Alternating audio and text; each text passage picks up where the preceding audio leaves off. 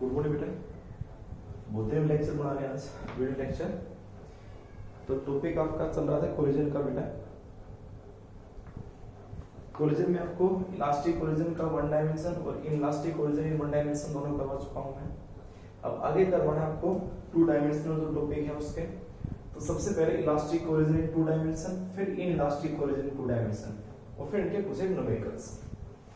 तो in elastic को सबसे पहले इलास्टिक कोलिजन कर लेते हैं। Elastic collision in two dimension.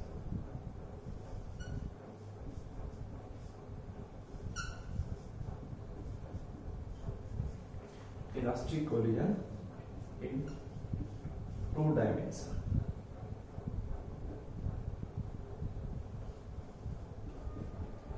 Two dimension को हम जानते होंगे प्लेन के अंदर, जिसको हम ओब्लिक कोलिजन भी कहते थे, याद होगा आपको। ओब्लिक कोलिजन मैंने डायरेक्शन के अकॉर्डिंग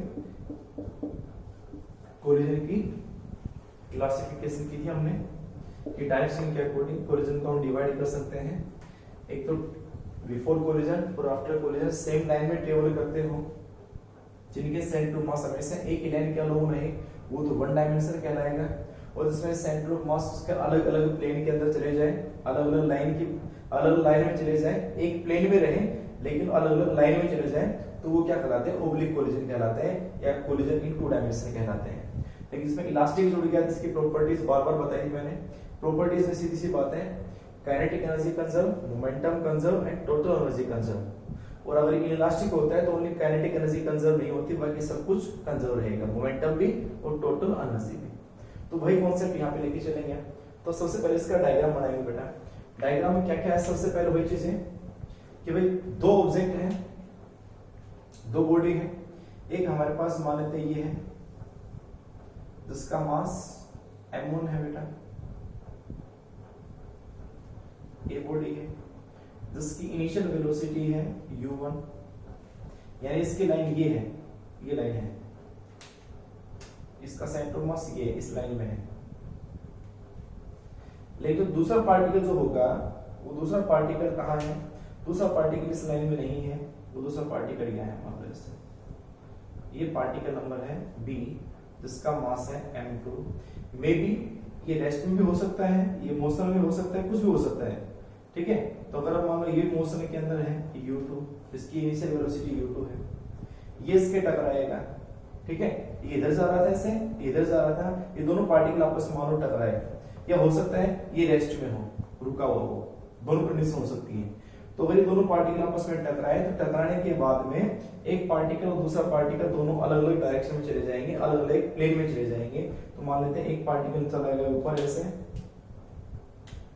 या टकराने के बाद में एक यहाँ चला गया, एक यहाँ चला गया, एक पार्टिकल ये आ गया हमारे पास ऊपर, एक यहाँ पे नीचे है, ये पार्टिकल हो गया, एक ये पार्टिकल हो गया। कोई भी हो सकता है, ये ए पार्टिकल मान लेते हैं, ये बी वाला पार्टिकल मान लेते हैं, ठीक है। ये दोनों आ गए। तो ये जो हमारे पास है, ये तो है बिफोर कोलिजन,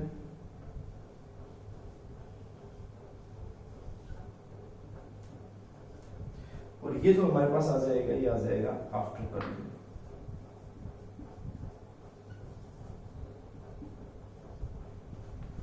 इसने इस हॉरिजॉन्टल एक्सिस के साथ, इसके साथ एक एंगल बनाया, मान लो कितना, θ1, और बी वाले ने इसके साथ एंगल बना लिया θ2, इसके साथ एक्स एक्सिस के साथ में। ये जो है इस एक्स एक्सिस के साथ ऊपर उसे θ1 बना लिया, ऐसे θ2 बना लिया, ठीक है। इसकी जो वेलोसिटी होगी फाइनल टकराने के बाद, इसकी होगी v1, और इसके टकराने के बाद में इसकी स्पीड होगी v2। उसकी v1 कैसे दिखाते हैं, उसमें कोई फर्क नहीं पड़ने का। सर सेंटर से क्यों दिखा रहे हो, उससे कोई फर्क नहीं पड़ना है। इसकी स्पीड हो जाएगी v1, इसकी स्पीड हो जाएगी v2। ये दोनों पार्टिकल है, यानी इसका मास हमारे पास है m1 और इसका मास है m2। ऐसे हो गए बिफोर, दोनों एक ये था और एक ये था, टकराने के बाद दोनों अलग अलग डायरेक्शन में मूव करेंगे। मैंने बताया बात कि हो सकता है मे बी इसकी इनिशियल वेलोसिटी यानी ये रेस्ट में हो, ये रेस्ट में हो और फिलहाल ये मोशन में हो, ठीक है। अब इसको रेस्ट मत कर देना, ये रेस्ट में होगा तो ही टकराएंगे, अगर ये रेस्ट में होगा कैसे टकराएंगे फिर तो ये हमारे पास है इसका diagram.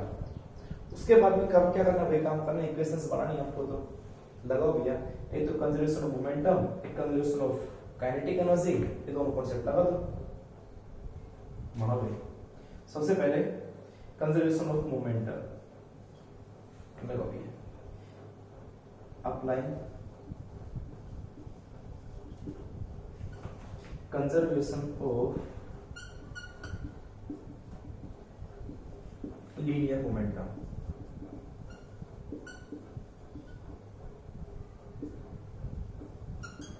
Linear momentum is a vector quantity, तो डायरेक्शन पे डिपेंड जरूर करेगा कि अलोंग x क्या है और अलोंग y क्या है।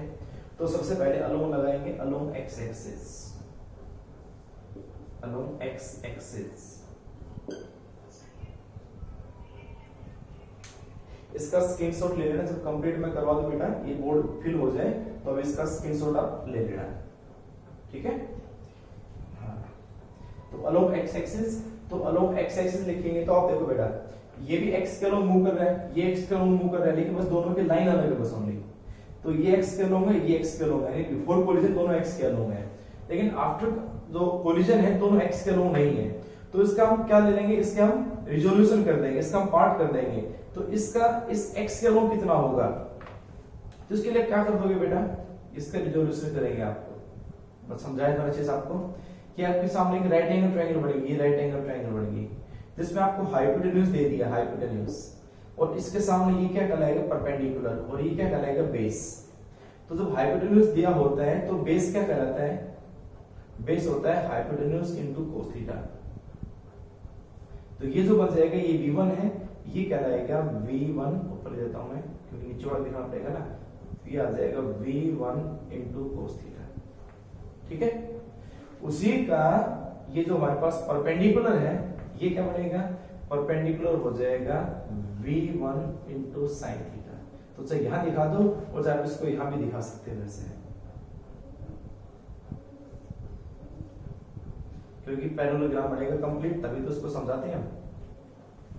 तो ये v1 sin थीटा, तो ये भी क्या कहलाएगा, v1 sin theta, theta 1, theta 1, theta 1, theta 1। तो इस v1 का कंपोनेंट x के अलोंग क्या है, v1 cos थीटा। सेम ऐसे v2 का भी कंपोनेंट अलोंग x निकालेंगे, तो इस v2 का कंपोनेंट क्या बनेगा, सेम वही, ये हाइपोटेन्यूज बन गया, हाइपोटेन्यूज का ये एंगल है, ये परपेंडिकुलर हो गया, ये बेस हो गया। तो हाइपोटेन्यूज का बेस क्या होता है, cos थीटा, मींस ये v2 है, तो इसका जो बेस हो जाएगा ये बन जाएगा v2 cos थीटा, और इसका परपेंडिकुलर, ये इसका परपेंडिकुलर है नीचे, तो ये इसका परपेंडिकुलर है, तो ये बन जाएगा v2 sin थीटा 2। और अगर आप यहां से ड्रॉ करें तो ये बन जाएगा ऐसे नीचे,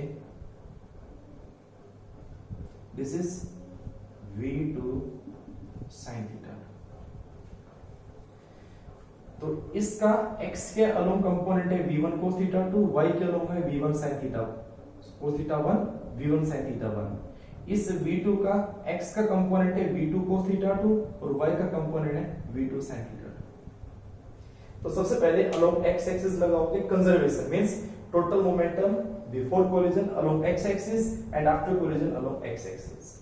तो along x axis before collision क्या है बेटा, m1u1 plus m2u2, that is equal to m1u1 plus m2u2 and is equal to along x axis इधर का मोमेंटम, मोमेंटम होता है मास और वेलोसिटी का प्रोडक्ट, तो इसका मास क्या है m1 और वेलोसिटी क्या है v1 cos थीटा 1, तो ये बन जाएगा m1 v1 cos theta 1 plus ये क्या है, ये भी x के अलोंग, ये पॉजिटिव x में, तो m2 v2 cos theta 2, m2 v2 cos theta 2, that is equation number first.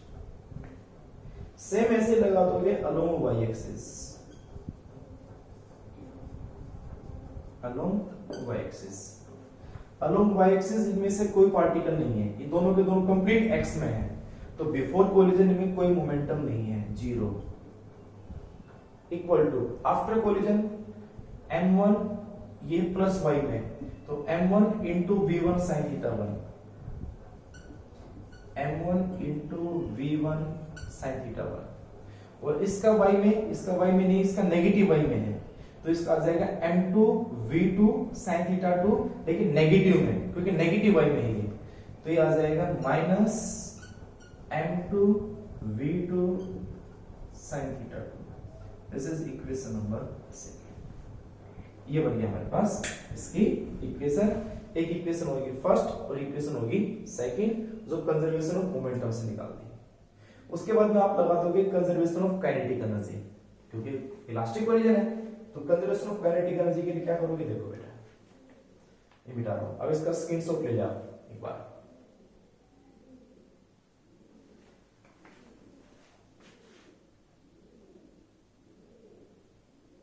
ठीक है, इसका स्क्रीनशॉट ले जाते हैं जैसे एक बार।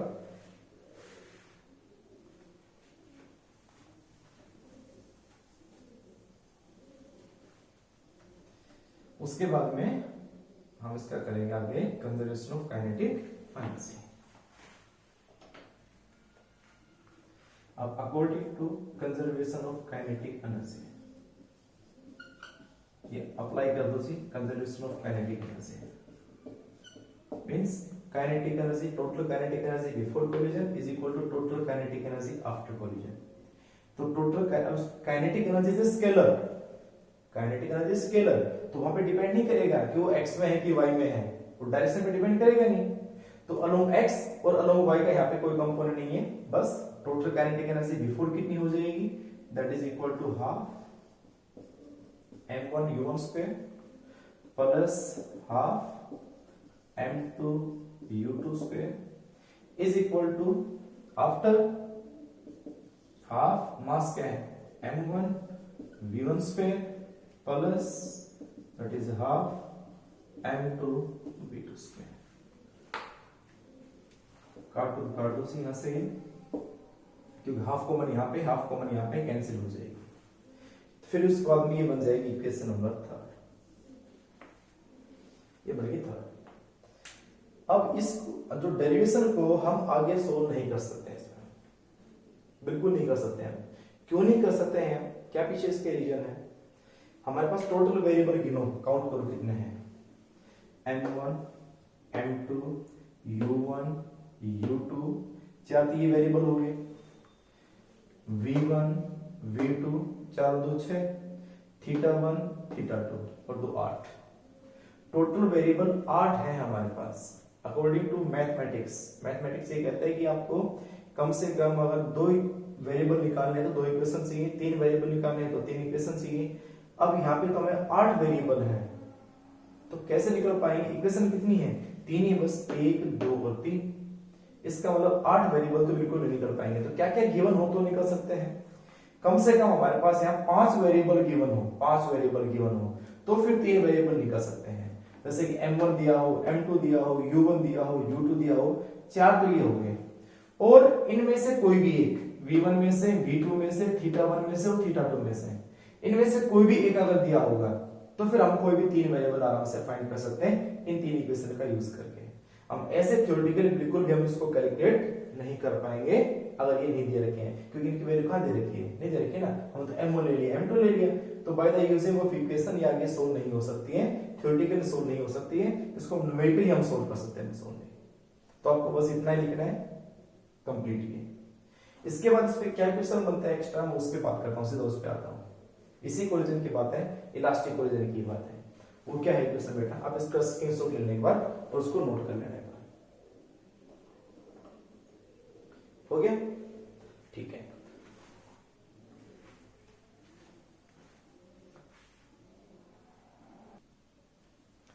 इस इलास्टिक कोलिजन पे क्वेश्चन आता है बेटा, क्या क्वेश्चन है वो, कहता है इफ 2 पार्टिकल्स या 2 identical particles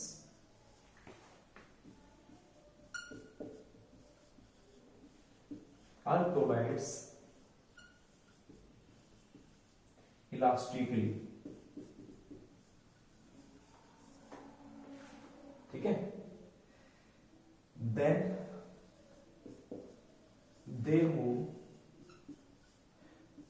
perpendicular to each other, perpendicular to each other after collision.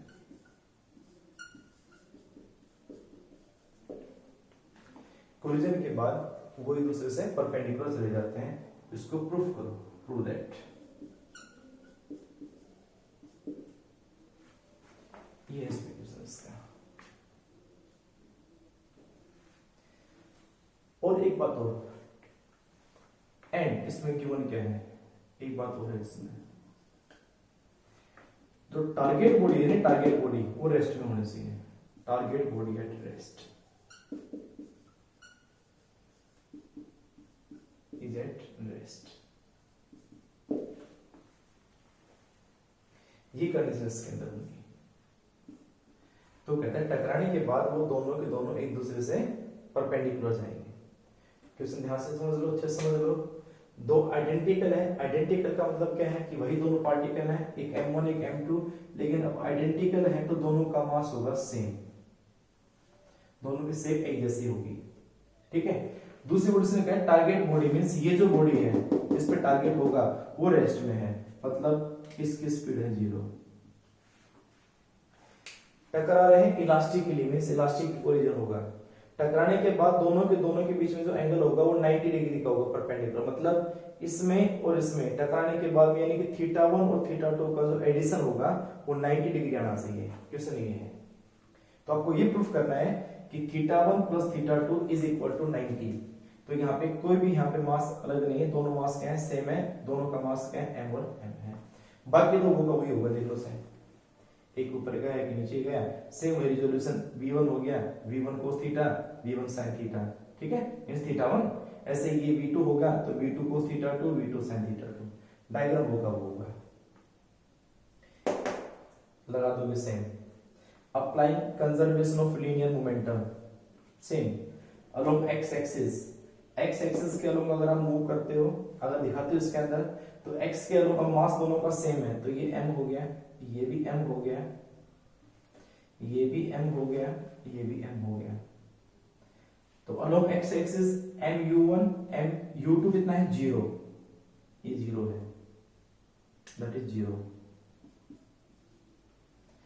After क्या हो जाएगा, m v1 cos θ1 और m v2 cos θ2, ये बन जाएगा।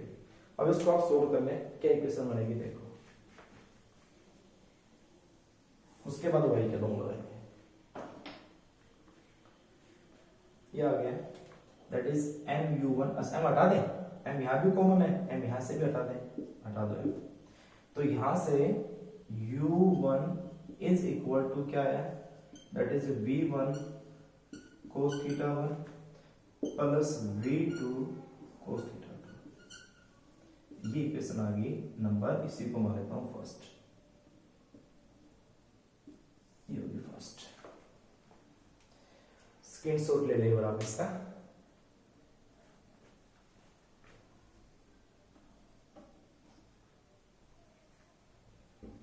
हो गया, ठीक है। उसके बाद अब लगा दोगे conservation of momentum along y axis.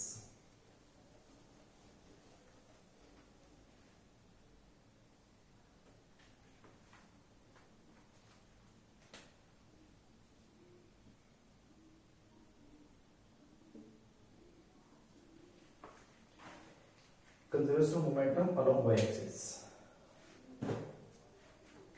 along y-axis।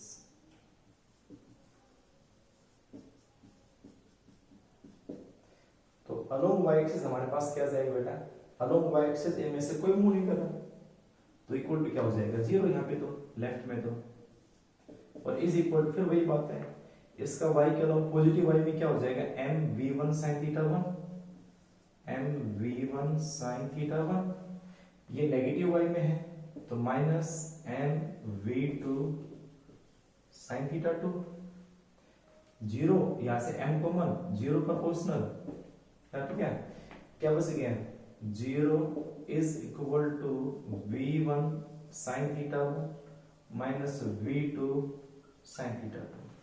ये इक्वेशन आ गई नंबर, देख लो ध्यान से, हो गया। अब मैं डायग्राम मिटा रहा हूँ, डायग्राम को अच्छे से देख लिया आपने, कर लिया हमने। उसके बाद क्या करना, प्रूफ तो ध्यान आ गया होगा, θ1 प्लस θ2 को 90 प्रूफ करना है हमें। अब लगाएंगे कंजर्वेशन ऑफ काइनेटिक एनर्जी, जिसमें हमें डायरेक्शन हमें चाहिए नहीं।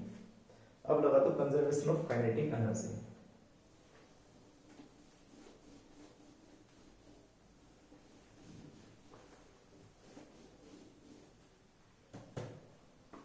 Apply conservation of kinetic energy, apply conservation of kinetic energy. तो बिफोर कोलिजन है हाफ एम u1 स्क्वायर, ठीक है, प्लस होगी 0 इज इक्वल टू होगी half m v1 square plus half m v2 square. M cancel, half भी cancel, क्या बचेगा, यहां बचेगा u1 square is equal to यहां बचेगा v1 स्क्वायर और प्लस यहां बचेगा v2 स्क्वायर। ये होगी इक्वेशन नंबर 3। अब 3 इक्वेशन आ गई। अब तीनों इक्वेशन से हमें प्रूफ करना है कि θ1 प्लस θ2 को 90 दोनों का एडिशन 90 डिग्री के बराबर। तो कैसे करेंगे आप इन दोनों को, अब दोनों को देखो ध्यान से, सेकंड और फर्स्ट में यहाँ लेफ्ट साइड में u1 है, यहाँ 0 है। तो अगर मैं इसको इसके इक्विवेलेंट लाना चाहूं तो यहाँ पे u1 स्क्वायर है, तो क्या किया जाए कि फर्स्ट को और सेकंड को स्क्वायरिंग और एडिंग कर दें। तो u1 स्क्वायर प्लस 0 किसकी इक्वल आ जाएगा, u1 स्क्वायर। फिर कंपेयर करेंगे तो अपने आप सॉल्व हो जाएगा, आंसर आ जाएगा। तो क्या करो, इक्वेशन फर्स्ट को और सेकंड को क्या कर दो, स्क्वायरिंग और adding, squaring and adding equation first and second.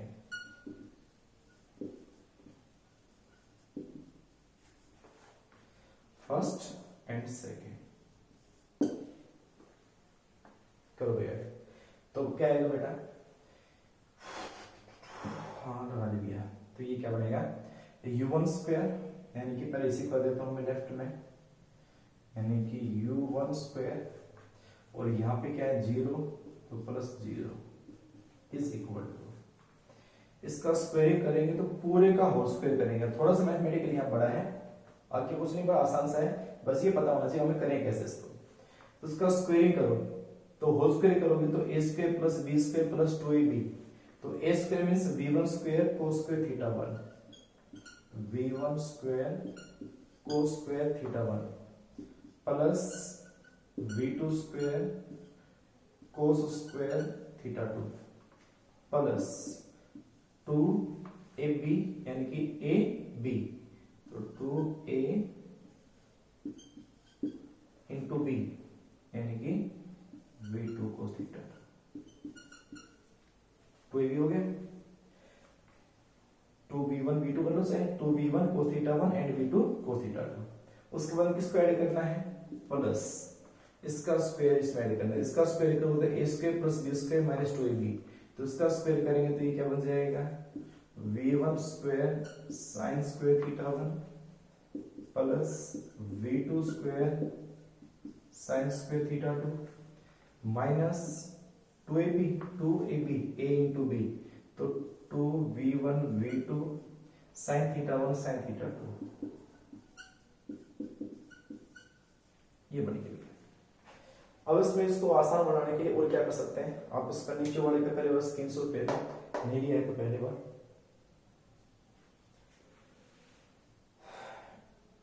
हो गया।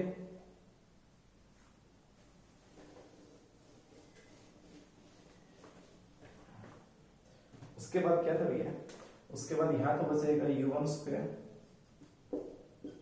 इज इक्वल टू इस इक्वेशन को और इस इक्वेशन को, यानी दोनों में, इसमें और इसमें, दोनों में v1 स्क्वायर कॉमन है,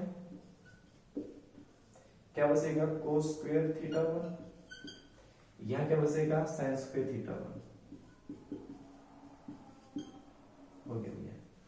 प्लस सेम ऐसे इसमें और इसमें, इन दोनों में कॉमन क्या है v2 स्क्वायर, तो v2 स्क्वायर बचेगा, क्या आएगा भैया, यहां बचेगा cos स्क्वायर θ2 प्लस यहां क्या बचेगा sin स्क्वायर θ2,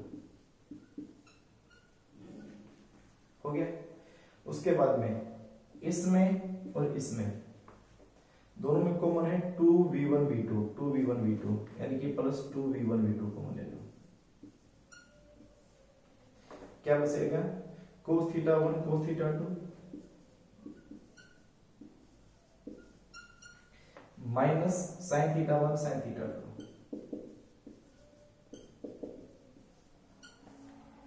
अब इतना मैथमेटिक्स तो सबको आता होगा। cos square theta plus sin square theta 1, ये भी 1, तो u1 स्क्वायर क्या बना बेटा? u1 स्क्वायर बनेगा, ये बनेगा v1 स्क्वायर प्लस ये क्या बनेगा v2 स्क्वायर, हो गया। और ये किसका फॉर्मूला होता है? cos theta 1 cos theta 2 minus sin theta 1 sin theta 2, cos a cos b minus sin a sin b। किसका होता फॉर्मूला? हो सकता है तो बताओ, देखा मेरे को। anyone cos a cos b minus sin a sin b, ये cos of a plus b का फॉर्मूला होता है बेटा, cos of a plus b। तो a क्या है? थीटा 1 और b क्या है? थीटा 2। ठीक है, चलो अब देखो ध्यान से इक्वेशन नंबर 4 को आप अच्छे से, ये इक्वेशन 4 और इक्वेशन 3। इक्वेशन 3 में और 4 में दोनों में u1 स्क्वायर है, यहाँ भी u1 स्क्वायर है, तो इन दोनों को हम कंपेयर कर सकते हैं। तो from equation number 3 and 4, from 3 and 4, तो दोनों में u1 स्क्वायर, यहाँ पे u1 स्क्वायर, यहाँ क्या बचेगा? v1 square plus v2 square, v1 square plus v2 square plus 2v1 v2, और अंदर हमारे पास आ गया cos of theta 1 plus theta 2, और इज इक्वल टू क्या आ गया? v1 square plus v2 square, v1 square plus v2 square. ठीक है, इस v1 स्क्वायर से v1 square cancel, v2 square से v2 स्क्वायर कैंसिल, क्योंकि दोनों इधर जाएंगे तो दोनों माइनस हो जाएंगे, क्या बना देंगे? 0। तो इसको नोट करें, इसका स्क्रीनशॉट ले जल्दी से आप।